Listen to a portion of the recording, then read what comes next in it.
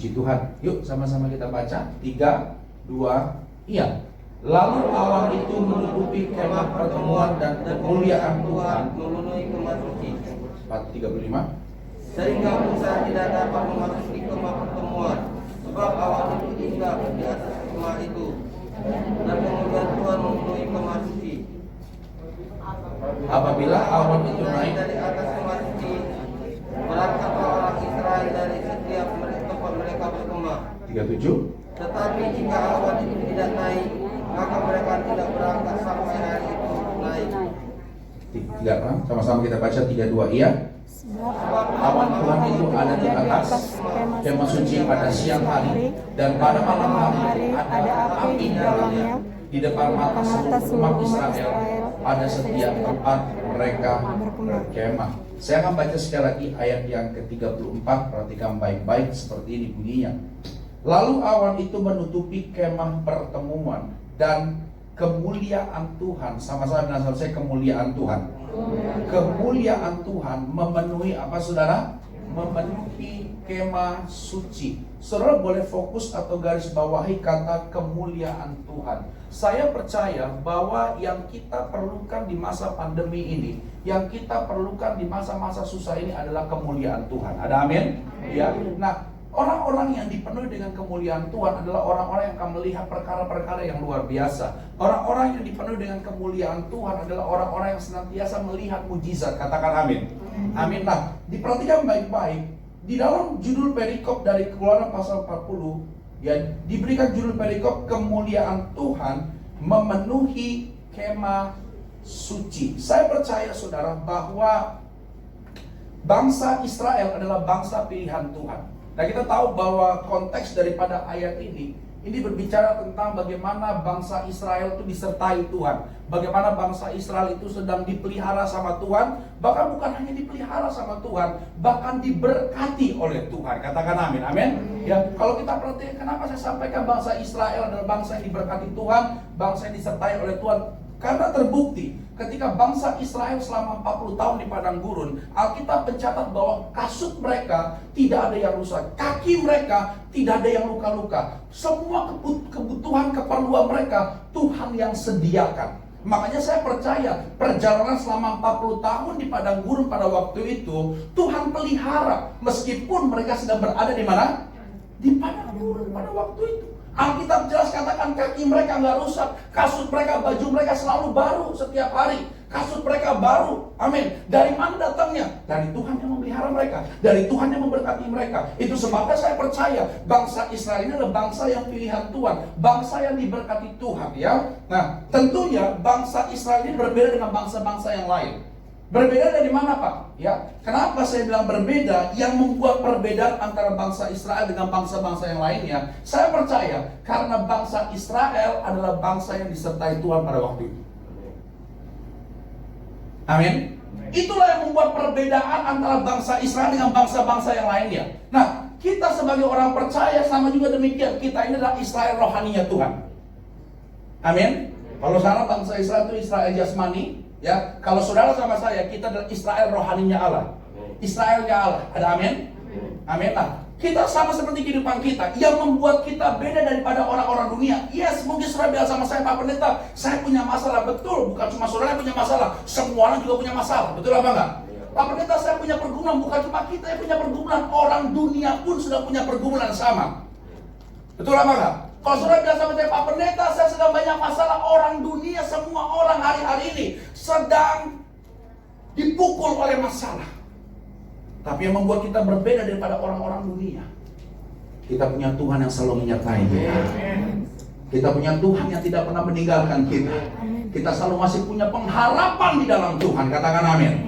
Amin. Itulah yang membuat kita berbeda. Makanya Alkitab jelas katakan, aku akan membuat perbedaan antara orang yang beribadah dengan orang yang tidak beribadah, antara orang yang setia dengan orang yang tidak setia. Akan ada perbedaannya, saudara. Makanya saya bersyukur sekali pelayanan di Gereja Tiberias Indonesia. Kenapa? Karena di masa pandemi ini pun, ya saya memang gak bisa menutup sebelah mata. Ada orang yang sedang menghadapi susah, ada orang yang sedang menghadapi kekurangan. Tapi saya tidak bisa menutup sebelah mata juga bahwa Banyak juga jemaat gereja Tiberias Indonesia justru di masa pandemi ini hidupnya semakin diberkati Tuhan. Dan saya berdoa, saudara sama saya adalah golongan-golongan orang yang selalu diberkati Tuhan. Ayo dong tepuk tangan lebih meriah lagi buat Tuhan Yesus. Ada amin? Amin saudara. Saya banyak menyaksikan, mendengar kisah yang luar biasa. Pak, aduh Pak, puji Tuhan karena pandemi ini Pak, saya makin diberkati, keluarga saya makin harmonis. Bahkan saya bukan cuma mendengar, saya pun mengalaminya. Saya ini full timer gereja. Saya tidak punya pekerjaan yang lain selain daripada melayani Tuhan. Ketika PSBB awal, sebelum masa PPKM, gereja di online kan semuanya. Waduh, secara manusia mikir juga kita. Waduh, mau bagaimana ya? Apa yang harus diperbuat ya? Tapi kita berdoa, saya sama istri berdoa, berlutut setiap hari, kita saling menguatkan. Kuat ya, kuat. Besoknya istri saya kuatin, kuat ya, kuat.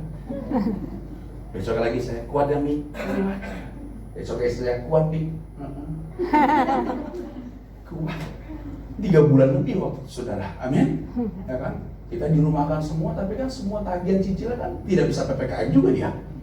Jalan terus sudah terkasih dalam Tuhan. Aduh, kita bingung. Tapi kita berdoa, tiba-tiba ada aja gitu jemaat Tuhan yang baik, yang murah hati. Tanya Pak Pendeta alamatnya di mana? Oh kenapa? Mau kirim makanan? Puji Tuhan. Ada satu dari Cibubur, dari Boston, dari Newton, dari Bekasi. Tiap hari tuh ada tuh, hampir tiap hari ada. Tapi di Cawang belum pernah. Amin. Ini saya ngomong sekaligus sindiran ini, amin. Dari Cawang belum pernah sudah dikasih dalam Tuhan. Jadi saya ada dari Boston, dari Cibubur, dari Widaratika. Karena kan saya sering tempatnya di Cibubur dan Bekasi. Ya, dari Bekasi ada semuanya. Sehingga pada akhirnya hampir 3 bulan itu saya itu bisa memenuhi kebutuhan saya sama istri saya dan anak-anak saya, 2 orang anak saya. Itu dari Tuhan yang memberkati saya. Amin. Bahkan ketika Tuhan berkati saya lewat jemaat yang kasih makanan, kasih buah, kasih daging, gitu ya saudara ya. Bahkan saya bisa memberkati orang-orang di sekitar saya juga. Saya pesan Gojek, saya kasih mereka berkat yang ada lebihnya. Jadi hidup itu harus saling memberkati. Jangan sampai waktu kita diberkati sama Tuhan, berkat Tuhan itu stop di kita. Ingat, ketika kau diberkati oleh Tuhan, amin. Ketika saudara sama saya diberkati oleh Tuhan secara berkelimpahan, ya Tuhan mau saudara juga jadi berkat bagi banyak orang. Amin. Ada berkat orang dalam hidup saudara. Betul? Amin. Ya, ketika kita jangan sampai waktu Tuhan memberkati kita, karena kalau kita stop di kita, kerannya pasti akan berhenti. Halo? Kerannya pasti akan apa? Berhenti. Kerannya pasti berhenti. Tapi kalau kita, ya maksud saya bantu orang itu bukan dalam segi materi saja saudara. Ya minimal saudara punya waktu untuk mendoakan dia. Atau minimal saudara juga kalau saudara belum bisa, maksudnya kita belum mampu untuk memberkati secara finansial, secara materi, ya kita bisa kasih kekuatan sama dia. Kita bisa kasih dia ayat Alkitab, kita bisa bilang kamu jangan takut, kamu jangan gentar.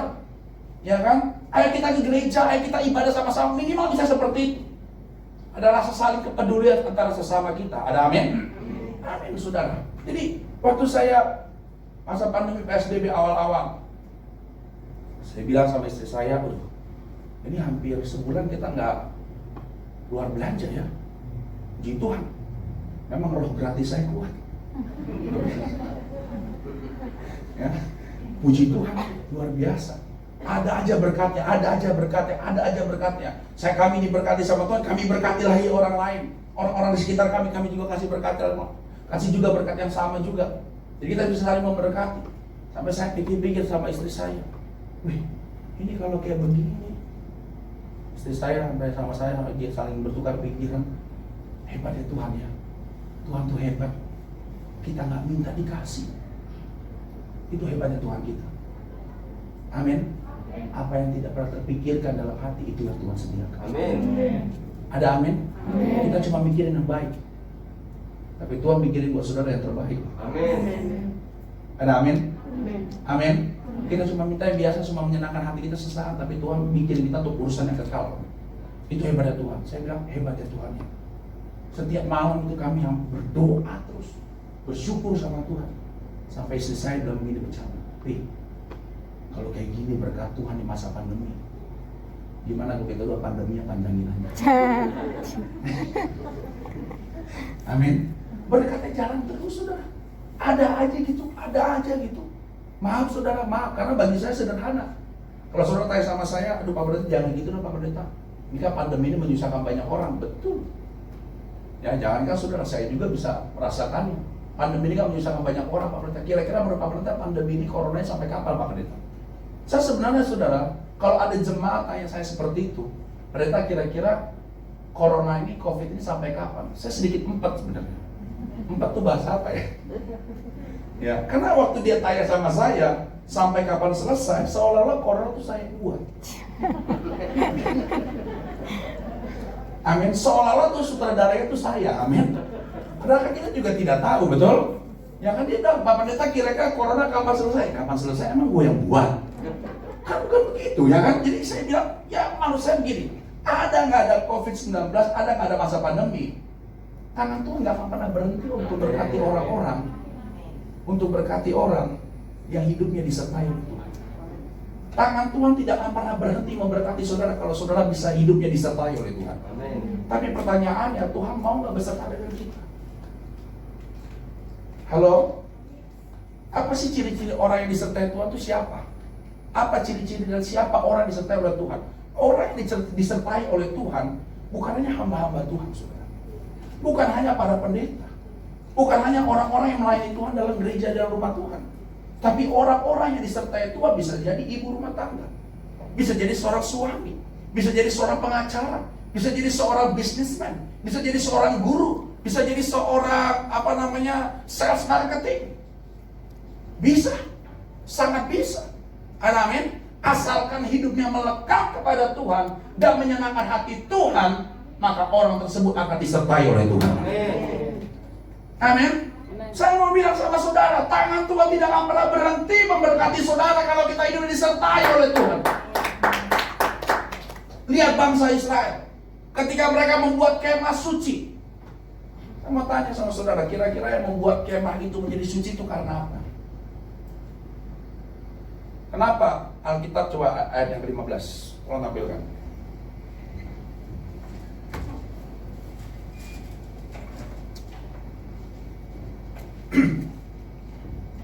Ayat yang ke-15. Sama-sama kita baca ya. 3, 2, iya. Lalu awan itu menutupi kemah pertemuan dan kemuliaan Tuhan memenuhi apa?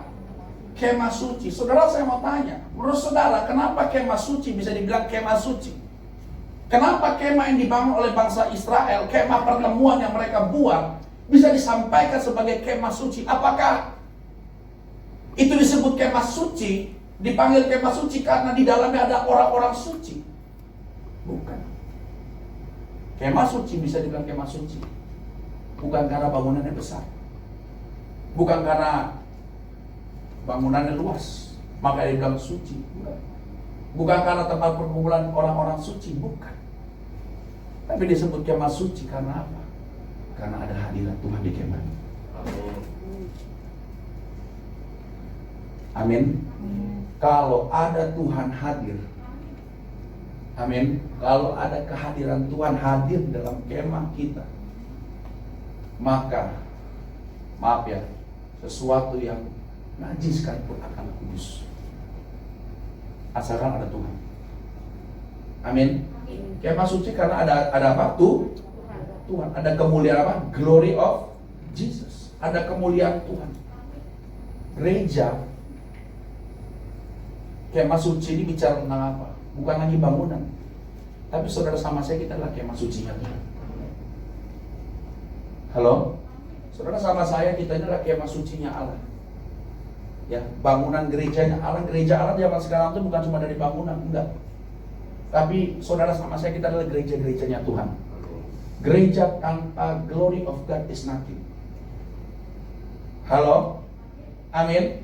Gereja tanpa kemuliaan Tuhan bukan gereja, cuma bangunan. Hanya bangunan. Tapi gereja yang ada kemuliaan Tuhan, yang ada di mana Tuhan bertata atas tempat itu, maka tempat itu adalah tempat yang suci, yang kudus, yang akan diberkati oleh Tuhan. Makanya dalam hidup kita undang Tuhan. Halo? Amin. Banyak-banyak berdoa, banyak-banyak baca Alkitab. Jangan malas-malas baca Alkitab. Kalau malas, lawan terus, baca terus. Saya temukan banyak orang jemaat bersaksi ketika mereka mulai baca Alkitab. Kenapa saya baca Alkitab? Karena Alkitab itu adalah kompas. The Bible is the kompas untuk kita melihat kemuliaan Tuhan. Sebuah petunjuk untuk kita melihat mujizat Tuhan. Amin. Amin. Ketika saudara susah, baca Alkitab. Baca Alkitab. Baca Alkitab. Ketika engkau sedang bergumulan, baca Alkitab. Engkau sedang di PHK sekalipun, baca Alkitab. Karena ketika kau baca Alkitab, ada ketenangan yang akan Tuhan berikan dalam hidup saudara. Ada amin? Amin. Nah, yang pertama saudara, ya saya mau sharingkan sama saudara tentang disertai dan diberkati Tuhan. Bagaimana caranya supaya orang bisa disertai Tuhan? Yang pertama, ada hadirat Allah dan kemuliaan Allah dalam hidup orang percaya. Amin. Jadi kalau kita disertai sama Tuhan dan diberkati oleh Tuhan, ada hadirat apa? Hadirat Allah dan kemuliaan siapa? Allah. Kemuliaan Allah dalam hidup orang percaya. Ya. Nah, seperti dalam Alkitab mengatakan kemah suci tersebut dikatakan dipenuhi dengan kehadiran dan kemuliaan Allah. Sehingga nyata bahwa Tuhan hadir dalam kemah tersebut. Ya. Nah, rahasia yang pertama agar disertai oleh Tuhan adalah menjaga hadirat dan kemuliaan Tuhan untuk tetap tinggal dalam hidup kita, sehingga kita tidak lagi terikat dengan dosa. Ada amin? Ya. Orang yang disertai oleh Tuhan, orang yang mau diberkati Tuhan, yang pertama ada hadirat Tuhan. Supaya hadirat Tuhan itu ada, kita harus menjadi manusia yang sesuci-sucinya, yang sekudus-kudusnya. Halo? Amin. Saya tahu nih kalau udah ngomong suci kudus, banyak orang yang pura-pura ngantuk. Amin. Tapi saya sebagai hamba Tuhan, kekristenan itu gak cukup jadi baik. Amin. Karena Alkitab katakan orang benar yang selalu diberkati Tuhan. Amin. Anak cucu orang benar tidak meminta-minta roti. Orang benar akan mewarisi negeri itu. Amin. Orang benar akan diangkat jadi kepala, tidak jadi ekor. Orang yang kudus yang akan melihat kemuliaan Tuhan. Tidak ada ayat Alkitab yang mengatakan orang baik akan diselamatkan, tapi orang kudus, orang yang benar. Amin. Orang yang benar-benar jaga hidupnya, perbuatannya, yang akan melihat kemuliaan Tuhan. Makanya saya senang, saya sangat diberkati sekali lewat pelayanan Gembala Sidang. Dari awal sampai sekarang tetap konsisten berbicara tentang kekudusan, suci pikiran, perkataan dan perbuatan. Orang mau ngomong apa juga bodo amat. Saya sebagai hamba Tuhan seringkali ada teman-teman saya dari gereja-gereja lain. Ya, seringkali kalau kami bertemu, mereka sering membahas tentang doktrin gereja mereka. Ya, sering ada sedikit perdebatan, dan saya sering ketika saya melanjutkan kuliah S2 dari berbagai macam interdenominasi gereja, kami sedikit melakukan sedikit perdebatan. Saya sebenarnya orang yang paling gak suka berdebat. Kenapa? Karena perdebatan itu gak akan menemukan apa-apa. Betul? Saudara lihat, orang yang berdebat itu gak akan pernah dapat jawaban. Gak akan pernah dapat jawaban. Jadi orang yang berdebat itu sia-sia. Kenapa saya bilang sia-sia? Udah berdebat, marah-marah, darah naik. Waktu darah naik, gak bisa makan babi, dosa kita. Amin. Kita orang Manado, orang Batak, kalau gak bisa makan babi, dosa, saudara. Amin. Apalagi saya orang Manado ini, aduh minta ampun, di Manado tiap hari kita makan babi. Kita bersahabat dengan babi, amin. Pagi babi, siang babi, sore babi, malam babi, tidur mimpi babi. Besok pagi bangun jadi babi kita. Betul saudara, amin. Ya kan, kalau udah marah-marah, biasanya kalau orang berdebat pasti apa? Emosional, marah. Nggak akan menemukan titik jalan keluar, saudara. Ya, makanya waktu saya ditanya sama teman saya, kenapa kamu pakai minyak urapan? Ya kan? Kenapa kamu pakai minyak urapan? Ya, karena saya percaya, saya beriman ada kuasa di balik minyak dan anggur. Amin. Jelas, saudara. Tapi itu kan seperti Seperti ada orang yang baru-baru ini, ada hamba Tuhan yang mengatakan minyak urapan itu hanya berlaku pada masa dulu. Saya mau sampaikan sama saudara, memang betul zaman dulu itu orang dari perjanjian lama sampai zaman Yesus mereka pakai minyak urapan. Tapi kalau misalnya ada orang yang bilang bahwa minyak urapan itu kuasa hanya terbatas di masa dulu saja, gak berlaku di masa sekarang, how about Jesus? Yesus juga hidup di masa lalu. Halo? Amin? Amin. Apakah kita gak percaya sama kuasa Yesus sampai sekarang? Padahal kita mengatakan kuasa Yesus tidak pernah berubah dulu, sekarang, sampai selama-lamanya. Amin? Tidak berubah dulu, sekarang, sampai selama-lamanya. Jadi menurut saya, Pak, berarti jangan sama-samakan minyak sama Tuhan. Beda. Saya tidak menyamakan Tuhan dengan minyak. Tidak. Tidak. Di gereja Tiberias ini, tolong katakan sama saya, di mana ada cabang gereja Tiberias Indonesia yang menyarankan jemaatnya ibadah untuk menyembah minyak? Tidak ada, saudara. Kita pakai minyak, pakai berdoa, pakai nama Tuhan Yesus. Betul nggak? Kita diurapi dengan dalam nama Tuhan Yesus. Kita nggak ada menyembah angka pujian, sembah minyak urapan. Tidak ada seperti itu. Kalau ada, laporkan, kita pindahkan dia ke Papua.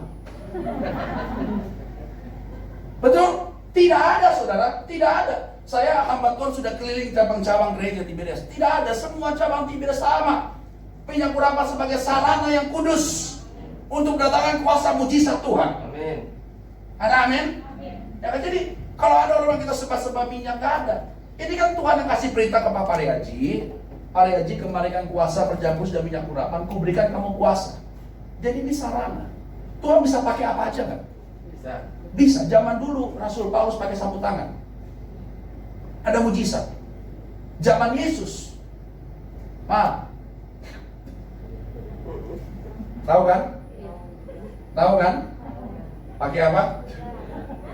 Nanti nggak mau pilih. Mau disuka yang mana?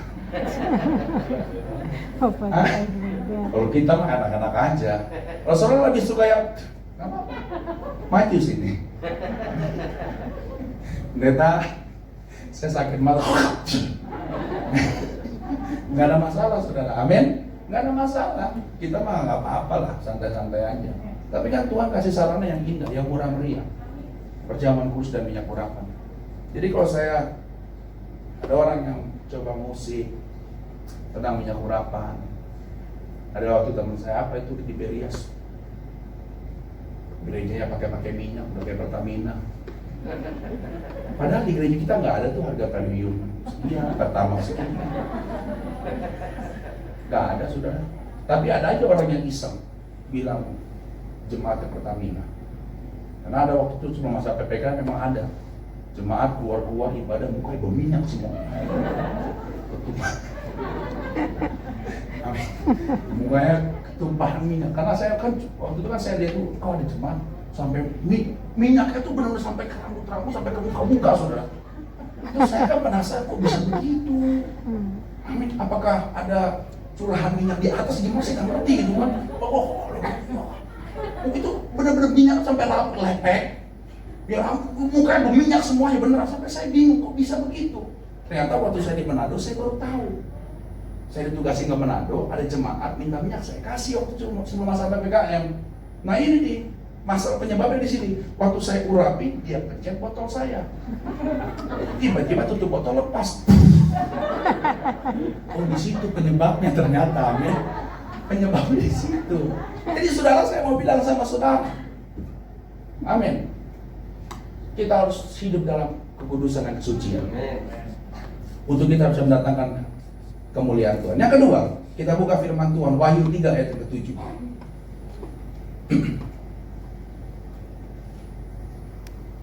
Wahyu 3 ayat ke-7.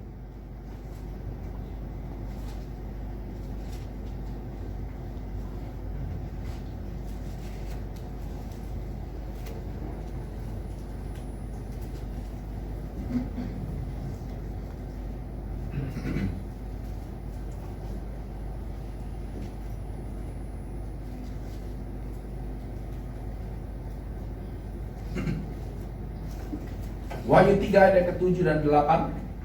Saudara yang sudah di sana bisa bilang amin. Amin. Yuk sama-sama kita baca. 3, 2, iya. Dan tuliskanlah kepada malaikat jemaat di Philadelphia, inilah firman dari Yang Kudus yang benar, yang memegang kunci Daud. Apabila ia membuka, tidak ada yang menutup. Apabila ia menutup, tidak ada yang dapat membuka. Ayat 8. Aku tahu segala pekerjaanmu. Lihatlah, aku telah membuka pintu bagimu yang tidak dapat ditutup oleh seorang pun. Aku tahu bahwa kekuatanmu tidak seberapa, namun engkau menuruti firmanku dan engkau tidak menyangkal. Ini yang luar biasa. Alkitab katakan, Tuhan katakan, aku tahu segala pekerjaanmu. Lihatlah, aku telah membuka pintu bagimu yang tidak dapat ditutup oleh seorang pun. Aku tahu bahwa kekuatanmu tidak seberapa. Tuhan tahu kita terbatas. Tuhan tahu kita lemah. Jadi jangan sok kuat. Amin. Bilang sama Tuhan, Tuhan aku gak sanggup, aku lemah. Jujur sama Tuhan. Amin. Meskipun dia sudah tahu, tapi Tuhan butuh pengakuan dari mulut kita. Kita perlu mengakui, tanpa Tuhan saya bukan siapa-siapa. Kalau gak ada Tuhan di pihak saya gak bisa lakukan itu. Kalau Tuhan gak sertai saya gak bisa lakukan hal yang luar biasa. Makanya kita katakan, aku tahu kekuatanmu itu terbatas, tidak seberapa. Namun engkau menuruti firmanku dan engkau tidak menyangkal namaku. Ini yang penting. Dari 7 gereja mula-mula yang ada di bagian Turki pada bagian Asia Kecil, Philadelphia, jemaat di Philadelphia adalah salah satu jemaat yang dipuji oleh Tuhan. Sardis, Tiatira, Efesus, Smyrna dan lain-lain. Dari 7 gereja mula-mula, jemaat di Philadelphia ada salah satu jemaat gereja yang dipuji oleh Tuhan. Kenapa dipuji? Karena mereka terbatas kekuatannya, tapi mereka setia menderita bagi firman Tuhan. Halo? Amin. Mereka setia menuruti firman Tuhan. Maaf ya, ini kata penutup sebelum saya akhiri khotbah saya. Jangan mau kau tukar Yesus cuma karena jabatan. Kalau kamu ditawarkan jabatan lebih tinggi, tapi kalau kita suruh menukar Yesus, jangan mau. Jangan mau saudara tinggalkan Yesus hanya demi seorang pasangan. Amin. Ada amin? Amin. Ikuti firman Tuhan. Lebih baik kita menderita karena Yesus daripada kita berbahagia pada akhirnya kita menderita karena kita meninggalkan Yesus. Jemaat di Philadelphia, mereka mau menderita. Ketika saya kecil pada waktu itu, orang tua saya, ketika mereka berdoa, sering nyanyi lagu ini, sampai saya teringat. Tapi sekarang jarang jemaat Tuhan nyanyikan lagu ini, karena ini lagu sangat berat sebenarnya. Kira-kira seperti ini. Kalau gitu saya harus nyanyi. Ambil suara dulu. Saya mau ikut Yesus. Saya mau. Ini kalau nyanyi benar-benar bernyanyi loh. Meskipun saya susah. Apa? Menderita dalam dunia, saya mau ikut Yesus sampai selama-lamanya. Saya kadang-kadang suka sedih. Maaf saudara terbawa emosional. Saya kadang-kadang kalau lihat jemaat WA saya, ada satu jemaat yang WA saya nggak bisa balas karena dia, kenapa saya hidup susah, saya segala macam. Saya kadang-kadang sampai nggak tega mau balasnya, tapi saya berdoa buat mereka. Saya selalu bilang tetap ikut Yesus, tetap ikut Yesus. Itulah jawaban, solusi dari semua tantangan masalah yang kita hadapi dalam hidup ini. Ada amin? Sukses buat saudara, maju terus dalam Tuhan. Tuhan Yesus memberkati saudara.